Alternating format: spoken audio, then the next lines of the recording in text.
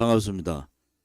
2022년 7월 4일 당대표 상임 고문 또 각 시도당 위원장 연설기회를 시작하겠습니다. 요즘 그 폭염 때문에 엄청난 고통을 받고 계시는 분들이 있습니다. 특히 코로나 때문에 아직도 병상에 계시는 분들이나 코로나로 인해서 어려운 자영업자분들, 소상공인분들, 또 삶의 기로에 서 있는 우리 서민분들, 이분들의 아픔을 우리가 좀 더 세밀히 지켜봐야 된다라는 입장을 갖고 있습니다. 윤석열 정부가 5월 10일 날 취임을 하고 지금 2달이 조금 되지 않았습니다. 여러 가지 사항들이 전개가 되고 있고 국방안보 부분에 있어서는 문재인 정권의 좌파 독재 정권의 친북 친중 행각에서 벗어나는 모습을 보이고 있어서 여러 가지로 좋은 점수를 줄 수 있는 그런 사항이다. 단지 이제 이 노동 문제 7월 2일 날 민노총을 중심으로 6만 명 자기 주장으로 6만 명 정도가 모였지 않습니까? 민노총의 전체의 10분의 1 정도가 이제 모였는데 그들은 이미 하계투쟁을 선언을 하고 있고 그 하계투쟁의 날짜들이 지속적으로 윤석열 정부에 엄청난 압박을 넣을 겁니다. 화물연대가 민노총 소속이 아닌데도 불구하고 화물연대의 파업에 대해서 윤석열 정부가 어정쩡한 사항을 가져감으로 해서 강성민노총 세력들에게 완전히 얕잡아 보이는 상황이 되어버렸습니다. 윤석열 정부가 해야 될 일은 확고부동한 정체성, 대한민국의 자유민주주의 체제 수호, 자유시장경제, 위대한 대한민국의 역사, 자유통일로 가는 길, 뭐 이런 얘기들이 나와야 되지 않습니까? 그런데 안보국방 부분을 제외하고는 문재인 정권과의 차별화가 거의 없다. 이러면은 또 민노총에 끌려가고 정교제에 끌려가는 상황이 전개된다. 심히 우려스러운 부분이 있습니다. 국민들이 정권교체라는 그 국민들의 갈망에 의해서 우리 공화당이 많은 피해를 입었지만은 아무튼 정권교체를 하고 난 다음에 많은 국민들의 이 기대에 부응하지 못하고 있는 그러한 정책들, 문재인 정권에서 뿌리박아 놓은 잘못된 악법, 악행, 악습들을 정리를 해야 되지 않습니까?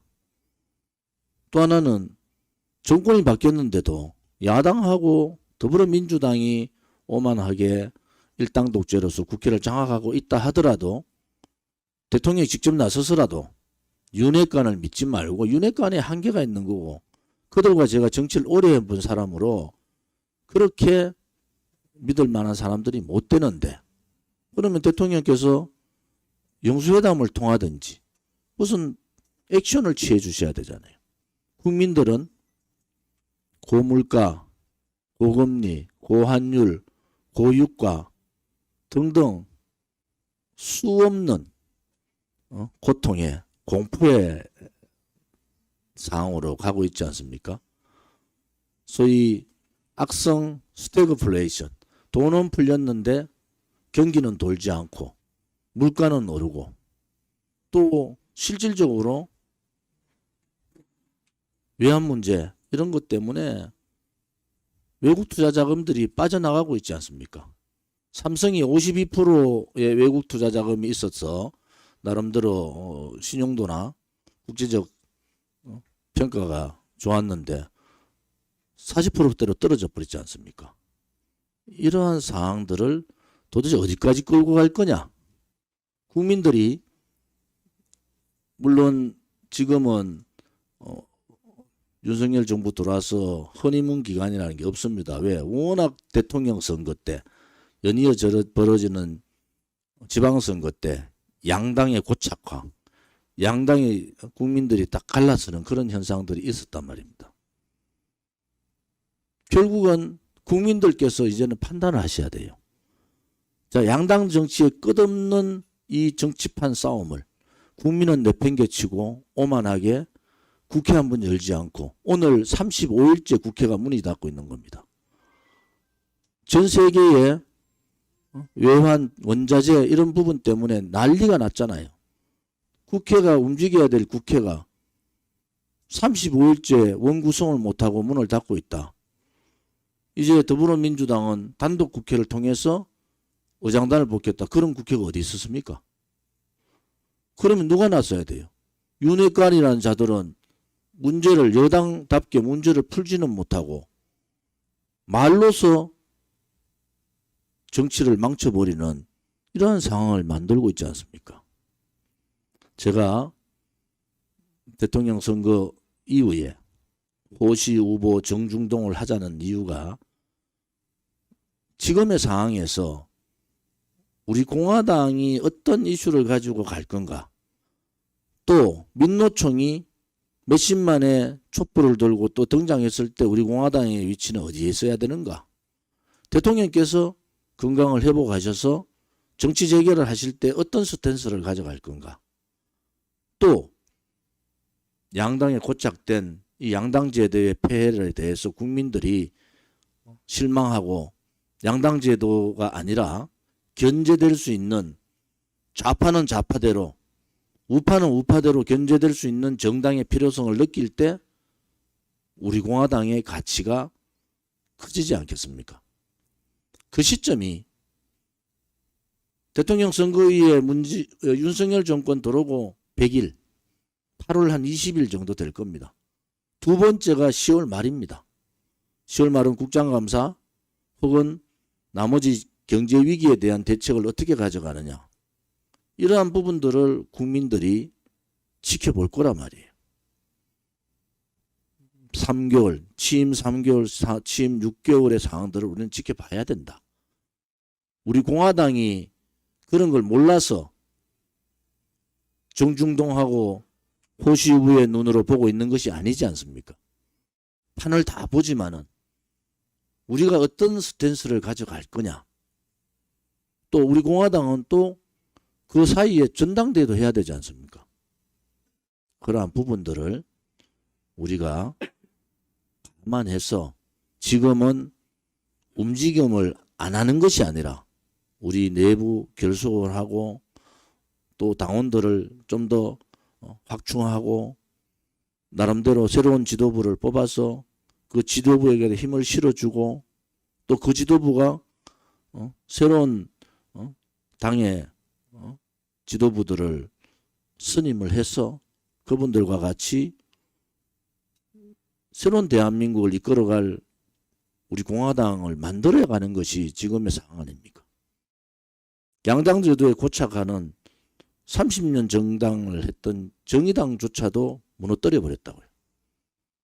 이제 우리가 어떻게 하면은 2년 후에 있을 2024년 총선에서 정의당만큼의 숫자 6명,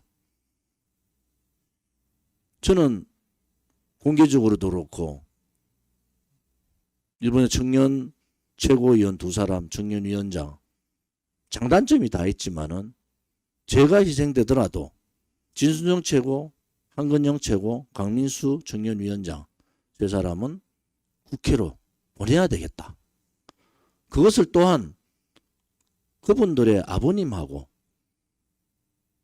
제가 어떻게든 이 사람들이, 이분들이 정치를 제대로 할 수 있도록 그렇게 해야 되겠다.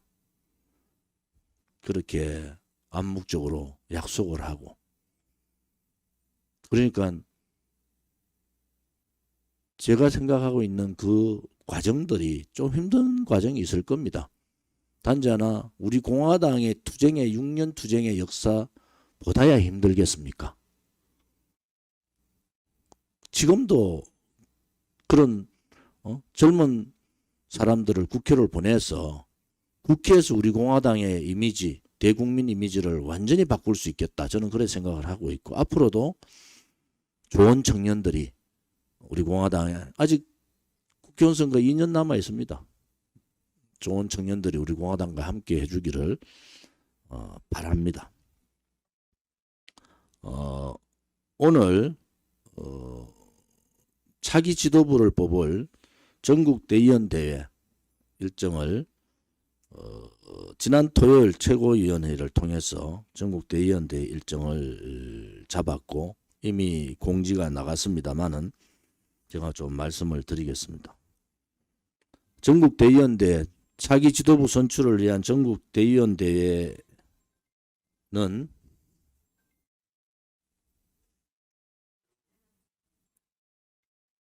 22년 8월 27일 날 전국 대의원 대회 현장 전자투표를 합니다. 우선 2022년 8월 1일 후보자 등록을 공고하고 후보 등록 기간을 2022년 8월 6일부터 8월 10일 사이에 후보 등록 기간을 가지고 후보 자격 심사를 8월 11일 후보 자격 심사를 하고 후보 확정 공고를 8월 12일 후보 확정 공고를 하기로 했습니다. 후보 기여 추첨은 8월 13일 후보 추첨을 하고 선거운동 기간을 8월 15일부터 8월 24일까지 열흘간을 선거운동 기간으로 잡았습니다. 투표 기간 온라인 투표입니다. 지난 2차 전당대회 때도 온라인 투표가 거의 대부분이었습니다. 온라인 투표를 8월 25일부터 8월 27일 3일간 온라인 투표를 하고요. 현장 투표를 8월 22일, 8월 27일 현장 투표를 통해서 현장에서 차기 지도부 발표를 하도록 하겠습니다. 당선자 발표는 투표 종료 시 바로 당선자 발표를 하고요. 이 제기는 8월 29일부터 8월 30일 이틀간 전당대회에 대한 이 제기를 하면 됩니다. 오늘 이렇게 차기 지도부 선출을 위한 전국 대의원 대회 일정을 발표드렸습니다. 이번 차기 3차 전국 대의원 대회에서는 당대표 최고위원 선거를 치르는데 많은 분들이 당에 여러 가지 5년 6년 겪어오면서 느꼈던 많은 분들도 계시고 또 능력이 있는 많은 우리 공화당의 동지들이 있는데 어려울 때만 이렇게 입장을 발표할 것이 아니라 이제 당대표 후보도 좀 많이 나오시고 최고위원 후보들도 다양하게 많이 나와서 우리 당의 제3기 이 지도부가 제대로 구성이 돼서 다음 총선까지 지도부 임기가 2년이니까 다음 총선을 치러야 되잖아요. 다음 총선에서 우리가 말하는 원내 진입 정의당보다도 좀 더 많은 국회의원을 배출할 수 있는 그러한 새로운 지도부가 구성되기를 바랍니다. 당 사무처에서 이 날짜들은 거의 지난 2차 전당대회 때하고 거의 비슷합니다. 그래서 최대한 날짜 조정을 많이 하지 않았고 제가 그것을 말씀드렸지 2차 전당대회 때 비슷하게 그냥 날짜를 맞춰서 해달라. 그래서 27일간 공고로부터 27일간 또 이 제기까지는 딱 한 달간 전당대회를 한다는 것을 말씀을 드립니다. 조만간에 전당대회 준비위원회와 전당대회 후보 자격심사위원회 구성을 하겠습니다. 많은 분들이 참여를 해서 전당대회 준비위와 전당대회 후보 자격 심사의 공정성과 형평성을 이룰 수 있기를 바랍니다. 또 하나는 현 지도부 임기 문제에 대해서 선관위에 질의를 했고, 선관위의 답은 선관위가 관여할 수 없는 정당 고유의 입장이고, 정당의 의결기구에서 결정하면은 거기에 따라서 하면 된다. 그래서 그 지도부 임기 규정에 대한 분들은 선관위에서 그런 입장을 공식적으로 우리한테 보냈지만은 좀 더 당원들의 이해를 돕기 위해서 임기 기간을 현 지도부 임기 기간을 다음 전당대회 지도부가 구성되는 시점까지로 하고, 현 지도부 중에서 출마하는 사람이 있으면은 그 후보 확정 공고, 그러니까 그 후보 확정 공고가 아니 저거죠. 그 선거인단 확정 공고, 그런 거죠. 선거인단 확정 공고까지 임기가 됩니다. 선거인단 확정 공고가 되면은 현 최고위원께서 최고위원을 출마하게 되면은 최고위원을 사퇴하고 해야 되는 그런 규정인 거죠. 그 규정이 우리 당헌 당규에 나와 있습니다. 정당은요, 정당의 독립성이라는 것은 정당의 당헌 당규에 따라서 하면은 선관위나 정당법에 위촉되지 않는다는 것을 분명히 말씀을 드리겠습니다. 당비 규정에 대해서 토요일 최고위원회에서 심의를 했고요. 우리 당의 책임당원 투표를 할 수 있는 권한은 선거 명단이 확정되는 시점부터 3개월 이전, 3개월 이전까지 책임당원 입당이 돼야 되고, 3개월 연속 책임당원 당비가 연속적으로 나가는 분들에 대해서 투표 권리를 드립니다. 그것은 뭐 1차나 2차나 똑같은 사항을 적용한 거고요. 단지 하나 이제 그러면 뭐 2,000원씩 석 달 계속 뭐 1년, 2년, 3년, 4년, 5년, 6년 내는 책임당원도 대단히 중요하지만은 특별당비를 한 목에 돈을 낸 분이 있어요. 500만 원을 냈다든지 100만 원을 냈다든지 뭐 50만 원을 냈다든지 50만 원을 두 번, 세 번 나눠서 냈다든지. 그래서 누적 100만 원 이상 되는 분들, 특별당비를 낸 분들에 한해서는 책임당원의 권리를 부여한다. 그렇지만 물론 그 조항도 3개월 조항에는 적용이 되는 겁니다. 그래서 그런 부분들을 정리하는데 시간이 많이 걸립니다. 그거 정리하는데. 그래서 지금 그 정리 작업을 하고 있어서 제가 원래 최고위원회에서 토요일 최고위원회에서 7월 말 전당대회 얘기를 했고요. 7월 말 전당대회를 하는 것이 좋겠다고 얘기했는데 시기적으로 이 구제조항이 이번에 만든 것이 아니고 그 전에 만들어진 조항이기 때문에 이 조항을 적용을 하기 위해서 자료 정리를 해야 됩니다. 한 분이라도 책임당원에서 권리를 행사하는 분들이 좀 더 많이 권리를 행사할 수 있도록 그런 조항을 준수하기 위해서 불가피하게 8월 27일 전당대회를 하게 됐다는 것도 함께 말씀드리겠습니다. 저는 7월 마지막 주 토요일 전당대회를 요청을 했고 실무자들의 답변을 듣고 8월 27일 전당대회로 됐다는 것도 함께 말씀을 드리겠습니다. 또 하나는 우리 공화당은 공당입니다. 공당이라서 이렇게 각 선관위에 들어가면요, 정당 등의 회계보고 내역이라고 해서 우리 창당 때부터 분기마다 회계 보고를 하고 있습니다.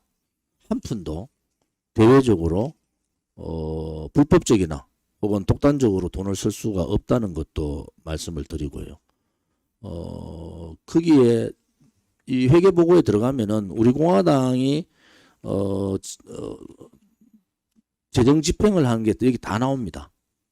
그래서 이 궁금하신 분들은 회계 보고 들어가시면은 우리 공화당이 어떻게 돈을 썼느냐 이런 부분들은 참고로 하셔도 될 거고요. 회계사를 통해서 검수를 하고 뭐 시도당도 마찬가지입니다. 회계사를 통해서 검수를 하고 또 중앙선관위에 분기별 회계 보고를 하고 중앙선관위에서 법에 위반된다든지 혹은 일탈된 그런 재정집행이 있으면 바로 시정 혹은 고발 조치됩니다. 이것이 공당이라는 건 공당의 돈은 통장에 들어온 돈을 함부로 쓸 수 없다는 것이 분명한 입장이라는 것도 함께 말씀을 드리겠습니다. 우리 시도당 위원장님들 뭐 말씀 먼저 좀 듣겠습니다.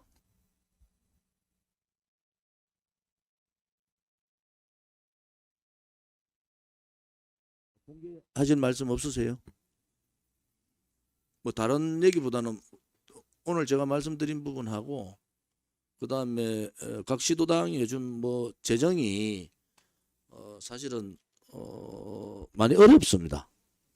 사실로 말씀드리면은 선거 기간 작년 11월부터 4월 달까지는 서울시당, 경기도당은 월 600만 원 지원을 하고요. 나머지 시도당은 월 400을 지원했고 그 이전에는 월 200씩 서울, 경기만 워낙 커서 400을 지원했고요.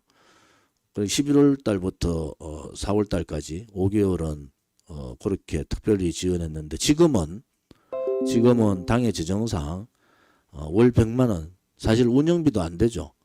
그냥 임대료 정도 내는 그 정도를 지원하고 있다. 당은 대부분 뭐 인건비, 임대료, 시도당 지원금, 그다음에 홍보비, 집회 관련 들어가는 비용 뭐 그것이 거의 다 알아보시면 됩니다. 우리 공화당은 또 하나는 그 윤리위원회하고 후보자 공천위원회는 당대표가 간섭을 못하게 되어 있습니다. 당대표가. 그래서 어떤 그게 문제가 있으면 윤리의 독립성하고 후보자 공천위의 독립성이 확실하게 보장되어 있다. 이런 부분들이 어쩌면 다른 정당에 비해서 굉장히 좀 더 한 발 앞서가 있는 정당이다. 이래 보시면 될 것 같습니다. 그래서 여러 가지 뭐 이런저런 얘기들이 있으면은 언제라도 당의 제1부총장, 법률행정 그다음에 이런 걸 다 알기 때문에 제1부총장이 지금 사무총장 대행을 하고 있지 않습니까? 제1부총장께서 물어보면은 자세하게 답변을 드릴 겁니다. 뭐 시도당 위원장님들한테도 당의 재정이 여의치 못해서 임대료 정도밖에 드리지 못한 데 대해서도 굉장히 죄송하게 생각하고 있는 겁니다.